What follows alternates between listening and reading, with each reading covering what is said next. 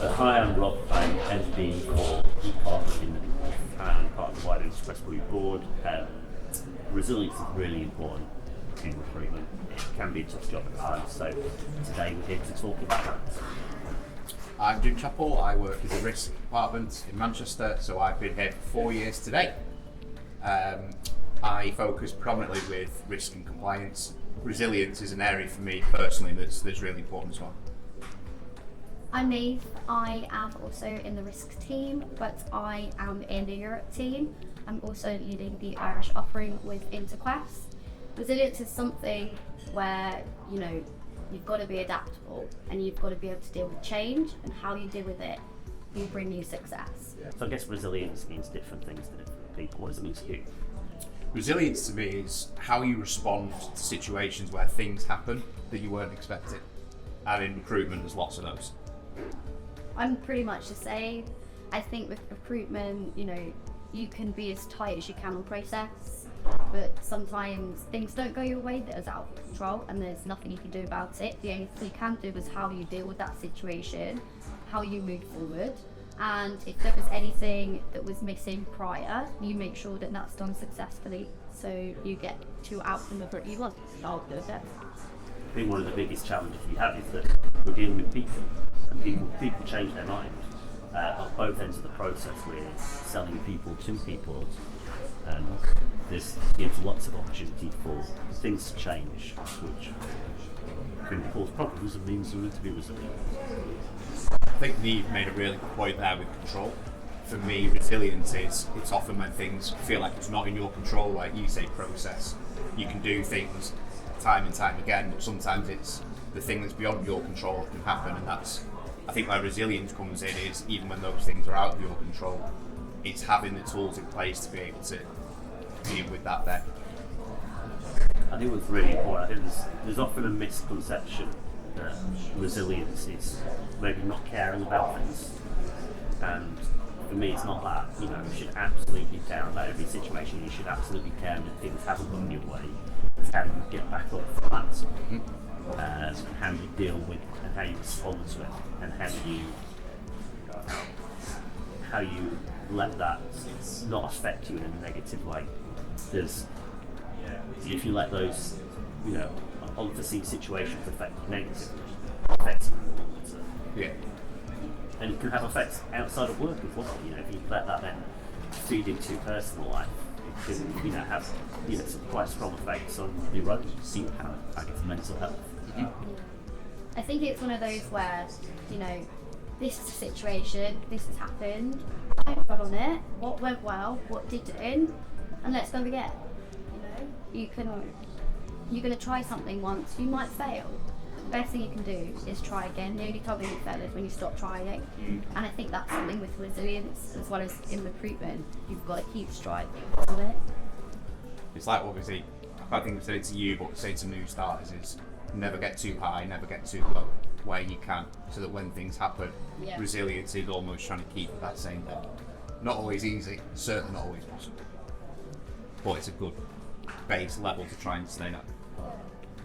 I mean, you're only human as well, you do get invested and things like that, but it's just understanding where you need to go, what you need to do to get there, essentially. So as you said, there's always going to be setbacks. For me personally, about helping me maintain that positive mental attitude is understanding why I'm doing this, and that helps my resilience. And for me, what I've always been driven by is success. I've always wanted to succeed at what I'm doing. I'm quite passionate about what I'm doing. I like to feel that success. So that's what I'm trying to do. But what's really important is that you understand that everyone else, certainly as a manager, is I understand that everyone else has their own motivators. Some people will be motivated by family, some by money, some by success, some by things totally different. What am I personally? I think for me, the biggest thing that motivates me is family. That's the reason why I got into recruitment. It gave me an opportunity to be able to do the things that I would want to do with a family, and having a young family. I've got a little boy who's 6, so he was 2 when I started recruitment. it was having the opportunity to be able to have stability and provide that for me. I suppose it's the same with any sector, right? That's my motivator. And I guess I'm quite visual, so resilience comes in, it's a daily basis. It's having a picture on my desk when I'm working at home of the kids. It's having beads, which my daughter, that doesn't necessarily look as a fashion accessory, but it's visual, it's every day, makes me think of in any moment things don't go your way. It could be little things like that that keeps me motivated. Does that really help you then? Do you look to those things when things aren't going your way? Absolutely. It's a positive, what's the word? It's like a positive reaffirmation. It's reminded me every day that kind of the things don't go well, but in the scheme of things, is that important? What's the most important thing? What motivates me? Everything for me comes from family. I think mine's quite a lot like yours. Wanting to be successful. I don't have a family as yet. I mean, I do have a family, but found of my own. Coming from a performing arts background, you are really drilled in with, resilience, you're also drilled into the next best thing, and you should always be striving consistently, always wanting to get better, and to be the best that you can be, because you are a product of your own. Recruitment, we are selling a service, we're a consultancy search, and knowledge is power as well, so that comes into it as a massive thing when it comes to databases. The more I know, the more I can sell, but it's mainly success. Like, I want to be as best that I could be. I want to go home and say, Mom, Dad, I've got another promotion, or like something like that.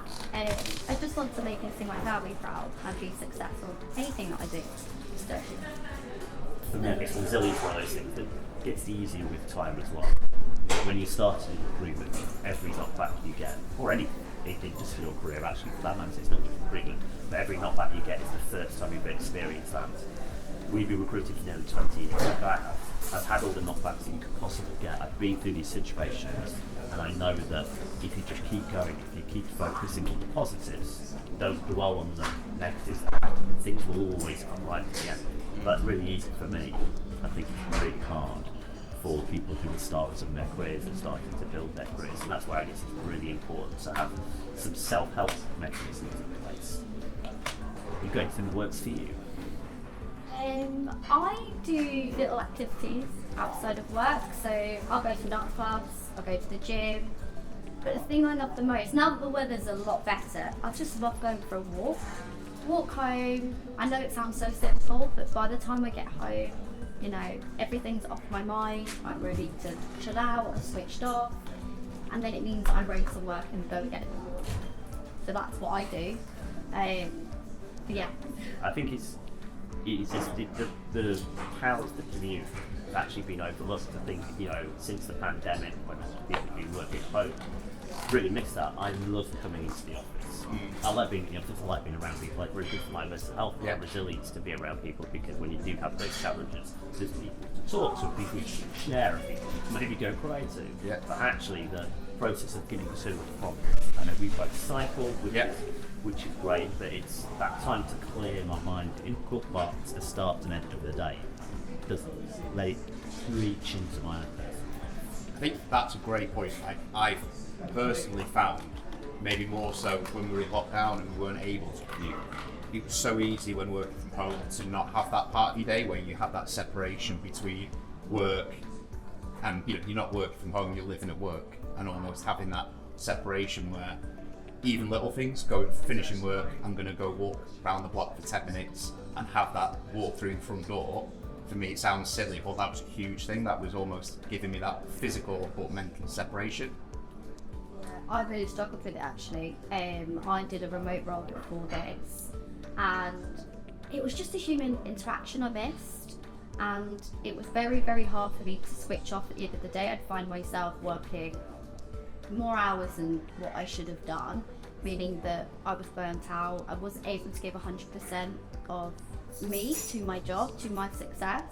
So the fact that I'd walk home, I could catch up with my mum and dad, I could call some friends in a way, listen to music. I love a podcast as well. But there's loads of different things you can do to kind of help and switch off. I don't think it's one big thing, is it? I think it's having number of things that you do all the time that kind of make that version of you. I'm quite all or nothing with most things that I do. So, for example, I find exercise something I'll either not run for months on end, or I'll sign to do a half marathon, which I'm doing next month. I've never ran that far before. Or for example, alcohol. I'll not drink to excess, but at the moment I've not had a drink for 3.5 months. So I'm finding now that having lots of individual things makes all that sum of all parts, whether it be having exercise, sobriety is working for me at the moment. And sleep's a big one. Not too busy all the time, but catching up on at least 8 hours a day, that helps a lot. You could think all those things are putting you in a better mental state to help you be more resilient when the time comes work. Yeah, I think for me the biggest thing is having that is being aware of it, having that realization that kind of resilience is a thing and why it's important, so that when things aren't going your way, it's quite easy not to spot it and just to carry on and actually start to over time question, is it me, is it something that I'm doing? So being aware of it is a huge part for me. If it might be, I don't know, on a lunch break, if I've had a bad day, go for a walk, have a chat with a colleague, turns out they're having a similar day, and hearing how even just that they're in the same boat is how massive. I think when it comes to work, being aware of mental resilience and spotting the triggers for when you maybe, you may not be a negative person, but negativity's creeping in, things like that will help. I think the good thing about this job is we've all been through it. It's not one trick for one person, or a person gets all the offers in the world. They might be absolutely amazing at their job, but when it comes to the candidate side, they may drop out, they might get a counter offer. And I think everyone on the team has experienced it, so you can empathise with each other, let each other know that you work for them. I know I've definitely combined it in you when there's been times where I was like, his candidate, they're really amazing, but they're going to get a counter offer, and you're like, okay, well, this is what we need to prepare for, this is what we need to do. So when the time comes, you know exactly what the plan is, essentially. Yeah, right? It's like kind of having that support network as well. It's one of the things I love about working for Interquest Group as a whole. We've got a really great support network. There's lots of people sort of around the group doing the same role, so you've got people to go to. Personally, I find as well, not only have I got my internal support network, but also a lot of my friends are people that I've got to know over the years of recruitment. So I've got an external support network with friends who are in similar roles in different businesses. So when I'm having kind of challenges at a very high level, there's people that we've got to speak to, and they've probably been through the same challenge and they can support me. Yeah. I remember when I was interviewing here and I met with a member of the team and I asked them what was a piece of advice, and they said celebrate the little wins, and that's so true. Especially if we talk about mental resilience, things go wrong. For example, but it'd be a case of celebrate the little wins. When something goes right, celebrate it. It doesn't have to be a big thing. It's about constantly finding those little things. And you're absolutely right. As a team, I think that's one thing we're good at, is supporting each other, communicating with it. Chances are, if you're in a situation somebody else has been or will be in a similar thing, and it just helps to stop yourself and ask sometimes it's the obvious question that you don't ask is, well, is that actually the case? Is what I'm thinking now actually the case? Am I, is it just me here, or am I kind of going down a road where I'm thinking about something that might be completely far away from it, and it's having people around you that you can speak to, shared experience, and pull you along.